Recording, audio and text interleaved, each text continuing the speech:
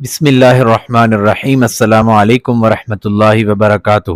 دنیا میں ایک ایسی غیر جگہ تھی جہاں پر بادشاہ کو کچھ عرصے کے بعد ایسی جگہ پہ چھوڑ دیا جاتا تھا جہاں پر بھوک اور پیاس اور درندے اور جانور اور زہریلی چیزیں تھیں، جس سے اگر وہ زہریلی چیزوں سے بچ بھی جائے تو بھوک پیاس سے مر جاتا تھا۔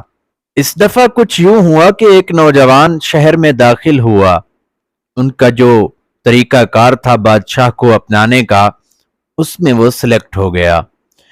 انہوں نے اسے تمغہ پہنایا اور کہا کہ آج کے بعد تم ہمارے بادشاہ ہو۔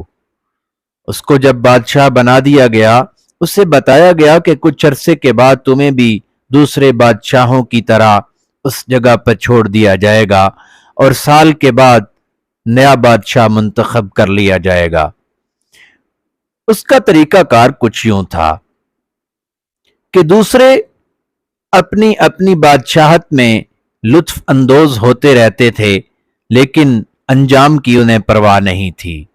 اس نے سب سے پہلے وہ جگہ دیکھی اور جگہ دیکھنے کے بعد اس نے دوسرے دن کہا کہ وہاں پر سڑک بنائی جائے جو رستہ یہاں سے وہاں تک جاتا ہے، اور باغات لگائے جائیں اور وہاں پر محل تعمیر کیا جائے۔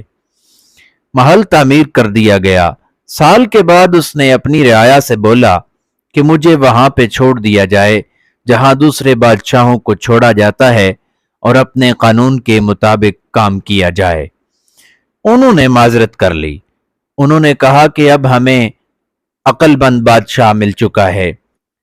دوسرے جتنے بھی بادشاہ گزرے ہیں انہوں نے شاہانہ طرز پر زندگی گزاری، لیکن یہ نہ سوچا کہ ایک سال کے بعد یہ بادشاہت ہم سے ختم ہونے والی ہے۔ انہوں نے اپنی اس جگہ کا نہ سوچا، لیکن تم نے پہلے اپنے انجام کا سوچا، اس کے بعد بادشاہت کو اپنایا۔ اصل میں وہ غیر علاقہ کون سا ہے؟ وہ غیر علاقہ دنیا ہے۔ اور وہ بادشاہ کون ہے؟ وہ بادشاہ میں ہوں، وہ بادشاہ آپ ہیں۔ اور وہ ویران جگہ کون سی ہے جہاں پر سانپ بچھو اور وہ سب کچھ ہے؟ وہ جگہ آخرت والی ہے۔ اگر ہم یہاں پر اپنے انجام کی پرواہ کریں گے اور پہلے ہی ہم اپنی اس جگہ کو زینت بنا لیں گے، اس اپنی جگہ کو آسائش بنائیں گے تو ہمارے لیے آسانی ہوگی۔